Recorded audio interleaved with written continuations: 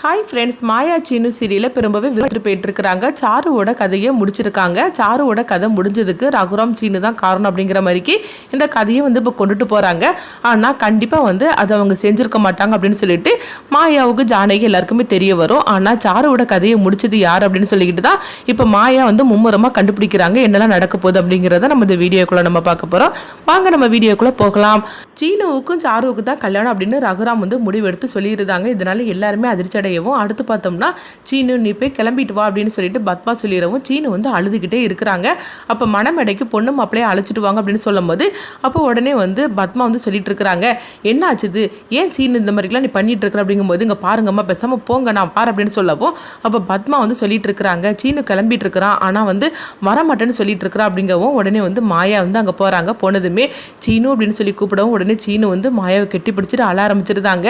இது எல்லா பிரச்சனைக்கு காரணம் நான் தானே மாயா, ஆனால் உண்மையிலேயே நான் அந்த மாதிரி தப்பு பண்ணலை அப்படிங்கும்போது என்ன பண்ணுறதுக்கு, சந்தர்ப்ப சூழ்நிலை எல்லாமே இந்த மாதிரிக்கு நடந்துக்கிட்டு இருக்குது, எனக்கு தெரியாத உன்னை பற்றி சீனு அப்படின்னு சொல்லிட்டு இருக்கவும் அப்போ சீனு சொல்லிட்டு இருக்கிறாங்க, உண்மையிலேயே எனக்கு இது இந்த கல்யாணத்தில் எனக்கு விருப்பமே கிடையாது, அது மட்டும் இல்லாமல் நான் போய் சாருக்கிட்ட போய் அப்படிலாம் நடந்து பண்ண அப்படிங்கும்போது அப்போ மாயா சொல்லிட்டு இருக்கிறாங்க, சீனு எனக்கு உன்னை பற்றி நல்லாவே தெரியும், ஆனால் இப்போ என்ன பண்ணுறதுக்குன்னு எனக்கு ஒன்றுமே புரிய மாட்டேங்குது, அது மட்டும் இல்லாமல் நம்ம ரெண்டு பேரும் விவாகரத்தை பண்ணிட்டோம் அப்படின்னு சொல்லிக்கிட்டு பத்மாத்தை இந்த மாதிரிக்கு ஒரு முடிவெடுத்து ஒரு ஆதாரத்தையும் கொடுத்துருக்குறாங்க. இது எல்லாமே இப்போ அவங்களுக்கு சாதகமாக இருக்குது அப்படின்னு சொல்லிட்டு இருக்கும்போதே திடீர்னு பார்த்தோம்னா அங்கே ஒரே சத்தமாக கேட்குது. உடனே என்னாச்சு அப்படின்னு சொல்லிக்கிட்டு மாயா சீனு ஓடி வரவும் அப்போ அங்கே சொல்லிட்டு இருக்கிறாங்க, சாரு இந்த மாதிரிக்கு மரத்தில் அவ கதையை முடிச்சுக்கிட்டா அப்படிங்கிறாங்க. இது கட்டதுமே மண்டபத்திலேருந்து எல்லாருமே அலறி எடுத்துக்கிட்டு அங்கே ஓடவும் அங்கே பார்த்தோம்னா மரத்தில் இந்த மாதிரிக்கு சாருவோட கதையை முடிச்சு வச்சிருக்கிறாங்க. இதை பார்த்ததுமே மகாலிங்க கத்தி கதறி அழ ஆரம்பிச்சிருந்தாங்க. ஐயோ சாரு என் பொண்ணுக்கு இந்த மாதிரிக்கு ஒரு நிலைமை அப்படின்னு சொல்லிட்டு அழுதுகிட்டு இருக்கவும் பத்மா பார்வதி ரகுராம் ஜானகின்னு குடும்பத்தில் அவ்வளோருமே அங்கே இருந்துட்டு இருக்கிறாங்க.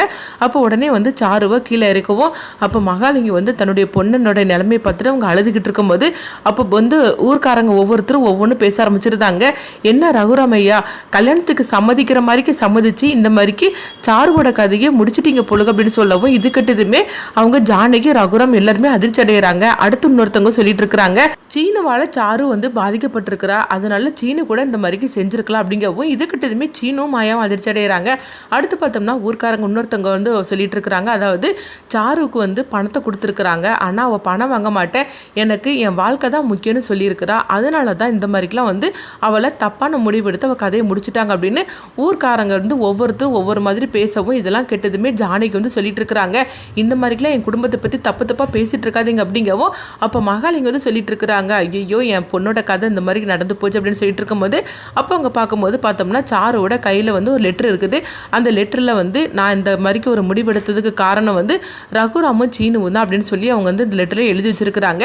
இதை பார்த்ததுமே மகாலிங்க ஆவேசத்தோட திட்ட ஆரம்பிச்சிருந்தாங்க, என் பொண்ணுக்கும் சீனுக்கும் கல்யாணம் பண்ணி வைக்கிறேன்னு சொல்லிக்கிட்டே இதுதானா நீங்கள் பண்ணி வச்சது, ஆக மொத்தத்தில் என் பொண்ணை மிரட்டி இருக்கிறீங்க, அதனால தான் என் பொண்ணு இந்த மாதிரிக்கு தப்பான முடிவெடுத்திருக்கிறா, ஒருவேளை நீங்கள் எல்லாரும் சேர்ந்து கூட என் பொண்ணு இந்த மாதிரிக்கு ஒரு நிலைமையில கொண்டுட்டு வந்திருக்கலாம், ஆக மொத்தம் இப்போ நான் என் பொண்ணை இழந்துக்கிட்டு நிற்கிறேன்னு அப்படிங்கப்போ இப்போ ரகுராம் சொல்லிட்டு இருக்கிறாங்க, இங்கே பாருங்க மகாலிங்க இப்படிலாம் பேசாதீங்க அப்படிங்கும்போது என்ன அப்படி சொல்லிட்டு இருக்கிறீங்க, என் பொண்ணை உங்களை நம்பி தானே அனுப்பி வச்சேன், என் பொண்ணுக்கு ஒரு நல்ல வாழ்க்கை அமைச்சு கொடுப்பேன்னு சொல்லி நான் நினச்சேன், ஆனால் இப்படி ஒரு வாழ்க்கை அமைச்சு கொடுக்கறதுக்காக தான் என் பொண்ணை உங்கள் வீட்டுக்கு வரவழைச்சிங்களா என்ன அப்படின்னு சொல்லிட்டு இருக்கும்போது உங்கள் ஒருத்தரையும் நான் சும்மா விட மாட்டேன் அப்படிங்கும்போது இப்போ போலீஸ்காரங்க வந்துருந்தாங்க. வந்ததுமே அந்த லெட்டரை மகாலிங்க கொடுக்குறாங்க, பார்த்தீங்களா என் பொண்ணோட கதையை முடிச்சிருக்கிறாங்க, இது எல்லாத்துக்கும் காரணம் இந்த ரகுராமும் அந்த சீனு அப்படின்னு சொல்லவும் இவங்க ஒருத்தரையும் சும்மா விடாதீங்க அப்படிங்கும்போது அடுத்தது பார்த்தோம்னா ரகுராமையும் சீனியும் அரெஸ்ட் பண்ணுறாங்க. இதை கொஞ்சமே எதிர்பார்க்காத ஜானகி மாயா எல்லாருமே தடுத்து நிறுத்துறாங்க. அதெல்லாம் முடியாது, இவங்க தான் பொண்ணை இழந்திருக்கிறாங்க, இவங்க கம்ப்ளைண்ட் கொடுத்துருக்குறாங்க, அது மட்டும் இல்லாமல் அந்த பொண்ணு கைப்பட லெட்டர் எழுதி வச்சிருக்கு அப்படின்னு சொல்லிட்டு இருக்கும்போது அங்கே வழக்கம் போல் புவனேஸ்வரி வந்துருந்தாங்க. புவனேஸ்வரி வந்ததுமே அவங்களுக்கு கொஞ்சம் எடுத்து விடுதாங்க ரகுராமுக்கு எதிராக, இந்த மாதிரிக்கு ஒரு குடும்பத்தில் ஒரு பொண்ணுக்கு கல்யாணம் பண்ணி வைக்கிறேன்னு சொல்லிக்கிட்டு இப்படி ஒரு நிலைமையை ஏற்படுத்திட்டீங்களே, நீங்களாம் பெரிய மனுஷனா அப்படின்னு சொல்லிக்கிட்டு ரகுராமை பற்றி சொல்லவும் உடனே ஜானகி சொல்லிட்டு இருக்கிறாங்க, இங்கே பாரு இதுதான் சந்தர்ப்ப சூழ்நிலை அப்படின்னு சொல்லிக்கிட்டு உன் இஷ்டப்படி இப்படிலாம் பேசிட்டு இருக்காது அப்படிங்கப்போ உடனே ஜானகி நினச்சி பார்க்குறாங்க, ஊர்க்காரங்க அவ்வளோ முன்னாடியே ஜானகி காலில் விழுந்து இந்த ரகுராம் என்னை மன்னிப்பு கேட்க வச்சாமலாம், இவனை சும்மாவே விடக்கூடாதுன்னு சொல்லிட்டு அவங்க நினைக்கவும் அடுத்தது என்ன பார்த்துட்டு இருக்கிறீங்க, அவர் பொண்ணை இழந்திருக்கிறாரு, இவங்களெல்லாம் அரெஸ்ட் பண்ணி எங்க அப்படின்னு சொல்லவும் உடனே ரகுராமையும் சீனியையும் அரெஸ்ட் பண்ணி கூட்டிட்டு போறாங்க. அடுத்து பார்த்தோம்னா வந்து அவங்க மாயா, ஜானகி, தனான்னு எல்லாருமே வந்து ஸ்டேஷனுக்கு வந்துடவும் சிவாமணின்னு அவங்களும் வந்துருந்தாங்க. அப்போ வந்து போலீஸ்காரங்க வந்து சொல்லிட்டு இருக்கிறாங்க, எதுக்கு இப்படி கூட்டம் போட்டுட்டு இருக்கிறீங்க, ஒழுங்கு மரியாதை எல்லாரும் வெளியே போறீங்களா இல்லைன்னு சொல்லும் போது அப்போ ஜானகி வந்து சொல்றாங்க, இங்க பாருங்க ஐயா, என் வீட்டுக்காரர் அந்த மாதிரிலாம் தப்பு பண்ணியிருக்க மாட்டாரு, சீனும் அப்படிதான். அப்படிங்கும் போது உடனே வந்து அவங்க சொல்லிட்டு இருக்கிறாங்க, ஒரு பொண்ணு அவங்க இழந்திருக்கிறாங்க, அது மட்டும் இல்லாம அந்த பொண்ணு வந்து இவங்க 2 பேரும் தான் காரணம்னு சொல்லிட்டு லெட்டர் எழுதி வச்சிருக்கிறாங்க. அது மட்டும் இல்லாம அந்த பொண்ணுக்கும் உங்க வீட்டு பையனுக்கு தான் கல்யாணம்னு சொல்லிக்கிட்டு நீங்க முடிவெடுத்து உங்க வீட்டில் வச்சே கல்யாணத்துக்கு எல்லா ஏற்பாடும் பண்ணியிருக்கிறீங்க. இது எல்லாமே வந்து உங்க வீட்டில் தான் நடந்திருக்குது. அப்படி இருக்கும்போது இது மட்டும் பண்ணலன்னு சொன்னா எப்படி ஆகும் அப்படின்னு சொல்லவும், இதெல்லாம் நாங்கள் தீர விசாரிச்சு தான் முடிவெடுக்க முடியும். அது மட்டும் இல்லாம இதெல்லாம் நாங்க முடிவெடுக்க முடியாது, நீங்க எது பேசினா இருந்தாலும் கோர்ட்டுக்கு போங்க அப்படின்னு சொல்லவும், இது கெட்டதுமே ரகுராம் வந்து சொல்லிட்டு இருக்கிறாங்க, தயவு செய்து எல்லாரும் இங்க இருந்து போறீங்களா அப்படிங்கும் போது, என்னங்க இப்படி சொல்லிட்டு இருக்கிறீங்க, இதே மாதிரிக்கு ஒரு சூழ்நிலை எனக்கு வரும்போது நீங்க எப்படிலாம் தவிச்சிங்க, அப்படி இருக்கும்போது உங்களை நான் அந்த மாதிரிக்கு நிலைமையில விட்டுட்டு போயிடுவேன்னா என்ன, உங்களை நான் விட்டுட்டு போக மாட்டேன், எப்படியாவது உங்களை நான் வந்து வெளியே அழைச்சிட்டு தான் நான் போவேன் அப்படின்னு சொல்லும் போது அப்ப ரகுராம் வந்து சொல்றாங்க, எனக்கு இந்த மாதிரிக்கு ஒரு நிலைமை ஏற்பட்டுச்சுன்னு சொல்லி நான் கவலைப்படல, ஆனா நம்ம சாருவை நம்ம விட்டுட்டோமே அதை நினைச்சாதான் எனக்கு கவலையா இருக்குது. சாருக்கு ஒரு நல்ல பழக்கம் அமைச்சு கொடுக்குறேன்னு சொல்லி தானே அவளை இந்த வீட்டுல வந்து நான் இருக்க வச்சேன். ஆனா சாருவோட கதை முடியறதுக்கு நானும் ஒரு காரணமா அமைஞ்சிட்டேனே, அந்த சாருவோட வாழ்க்கையை நான் வந்து காப்பாற்ற முடியாம போச்சுதே, அதை நினைக்கும் போதுதான் எனக்கு ரொம்பவே வருத்தமா இருக்கு, குற்ற உணர்ச்சியா இருக்கு அப்படின்னு சொல்லிட்டு இருக்கும் போது அவங்க பார்க்கும்போது அதாவது மகாலிங்க வந்துருந்தாங்க.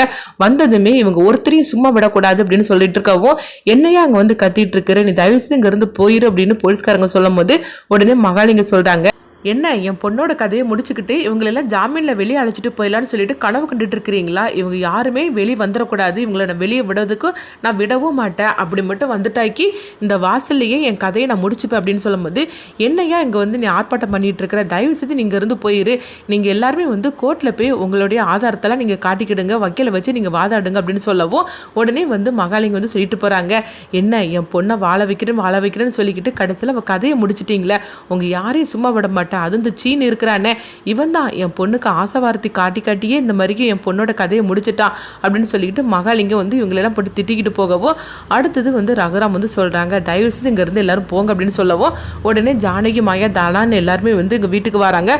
வந்ததுமே ரமணி பாட்டி வந்து கேட்டுட்டு இருக்கிறாங்க, என்ன ஜானகி என்னாச்சு அப்படிங்கும் போது அப்போ வந்து ஜானகி நடந்ததெல்லாம் சொல்லிட்டு இருக்கிறாங்க, ஐயோ என்ன நடக்குதுன்னே ஒண்ணுமே புரிய மாட்டேங்குது, என் பையனை இப்படி வச்சிருக்கிறாங்களா அப்படின்னு சொல்லிட்டு இருக்கும்போது உடனே பார்வதி வந்து சொல்லிட்டு இருக்கிறாங்க, நீங்க என்ன இப்படி பேசிட்டு இருக்கிறீங்க, நாங்கள் எங்கள் வீட்டு பொண்ணையே நாங்கள் இழந்திருக்கிறோம், அதுக்கு காரணம் இவங்க தானே அப்படின்னு சொல்லிட்டு இருக்கும் போது அப்போ உடனே பத்மா வந்து மாயாவை போட்டு திட்டுறாங்க, என் பையன் வந்து சாரு கழுத்தில் தாலி கட்டுறேன்னு சொல்லி சம்மதிச்சா, ஆனால் இவ தான் என்னமோ பேசி அவனை வந்து சம்மதிக்க விடாம பண்ணிட்டா, அதனால தான் இந்த மாதிரிலாம் நடந்து போச்சுது, இது எல்லா பிரச்சனைக்கு காரணம் இந்த மாயா தான் அப்படின்னு சொல்லிட்டு இருக்கும் போது மாயா வந்து சொல்றாங்க, என்னத்தை இப்படிலாம் நீங்கள் பேசிட்டு இருக்கிறீங்க அப்படிங்கும் போது, ஆமாண்டி அப்படிதான் நான் பேசுவேன், இது எல்லா பிரச்சனைக்கு காரணம் நீ தான், இன்னைக்கு வந்து சாரு இந்த இதில் இடத்துல இல்லாமல் போயிருக்கானா அதுக்கு காரணமே நீ தான் அப்படின்னு சொல்லிட்டு இருக்கவும் அப்போ மாயா வந்து அவங்க சொல்லிட்டு இருக்கிறாங்க, இங்க பாருங்க தேவலாம இந்த மாதிரிலாம் நீங்க பேசிட்டு இருக்காதீங்க அப்படின்னு சொல்லவும், அடுத்ததா பார்த்தோம்னா வந்து மாயா வந்து தனாவை அழைச்சிட்டு போறாங்க. எங்க மாயா போற அப்படிங்கும் போது அதாவது சாருவோட கதை முடிஞ்சிச்சுல அந்த இடத்துக்கு தான் போற அப்படிங்கிறாங்க. எதுக்காக அப்படின்னு சொல்லி கேட்டுட்டு இருக்கவும், நீ வா அப்படின்னு சொல்லி அவங்க அழைச்சிட்டு போகவும் அங்க போனதுமே வந்து சாரு வந்து அந்த கதை முடிஞ்சிச்சுல அந்த இடத்துல பாக்குறாங்க. அப்போ வந்து அந்த மண் வந்து ஈரமா இருக்குது. உடனே வந்து மாயா அந்த மண் எடுத்து காட்டுறாங்க, பாத்தியா அந்த மண் ஈரமா இருக்குது அப்படிங்கும் போது, ஆமா மண் ஈரமா இருக்குது அப்படின்னு சொல்லிட்டு இருக்கவும் அப்ப மாயா சொல்றாங்க, நீ உன்னை கவனிச்சியா, சாருவோட புடவை எல்லாமே ஈரமா இருந்துச்சு, அதை நான் கவனிச்சேன், நீ கவனிச்சேன்னு கேட்கும்போது ஆமா நானும் கவனிச்சேன் அப்படிங்கிறாங்க. சாருவோட கதை வந்து தன்னால முடியல, யாரோ வந்து அவ கதையை முடிச்சிருக்கிறாங்க அப்படின்னு மாயா சொல்லவும் இது கிட்டதுமே தனா அதிர்ச்சி அடைகிறாங்க. என்ன மாயா நீ சொல்லிட்டு இருக்கிற அப்படிங்கும் போது, ஆமா சாரு வந்து அவ இந்த முடிவு எடுக்கல, அவளை யாரோ வந்து இந்த மாதிரிக்கு முடிவு எடுக்க வச்சிருக்கிறாங்க, ஒருவேளை அவங்களே முடிச்சு கூட வச்சிருப்பாங்க அப்படின்னு சொல்லவும் இது கிட்டதுமே வந்து அவங்க தனா வந்து அதிர்ச்சி அடைகிறாங்க. அடுத்து மாயா வந்து இதை கண்டுபிடிக்க ஆரம்பிச்சிருந்தாங்க. மாயா வந்து இதுக்கு காரணம் யாருன்னு சொல்லிட்டு கண்டுபிடிச்சிருவாங்களா, அடுத்தது இந்த கதையில என்னெல்லாம் கொண்டுட்டு போறாங்கன்னு சொல்லி வெயிட் பண்ணி பார்க்கலாம்.